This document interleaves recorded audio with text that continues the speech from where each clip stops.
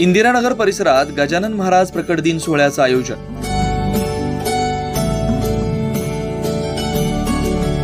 श्री गजानन महाराज प्रकट दिन सोहळा निमित्त नाशिक शहरातील इंदिरानगरमध्ये आज विविध कार्यक्रमांचं आयोजन करण्यात आलं होतं। श्री गजानन महाराज भक्त प्रतिष्ठान यांच्या वतीनं अभिषेक, पालखी सोहळा, महाआरती करून आलेल्या भक्तांसाठी महाप्रसाद वाटप करण्यात आला। तसेच सायंकाळी सखी भजनी मंडळ तसेच श्रीरंग भजनी मंडळ यांच्याकडून भजनाचं आयोजन केलंय।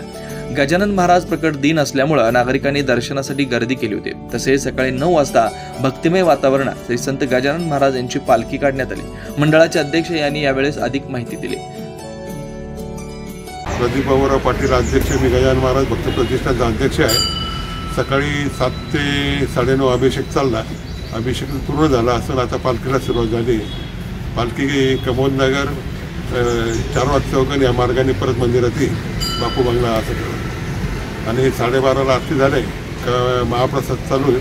महाप्रसाद झाल्यानंतर महाप्रसाद रात्री शेवटच्या भक्तापर्यंत म्हणजे 11 वाजे 12 वाजेपर्यंत महाप्रसाद चालू आहे आणि रात्रीचे 8:30ला परत आरती। 9 न्यूज महाराष्ट्रासाठी प्रतिनिधी नितीन चव्हाण, नाशिक।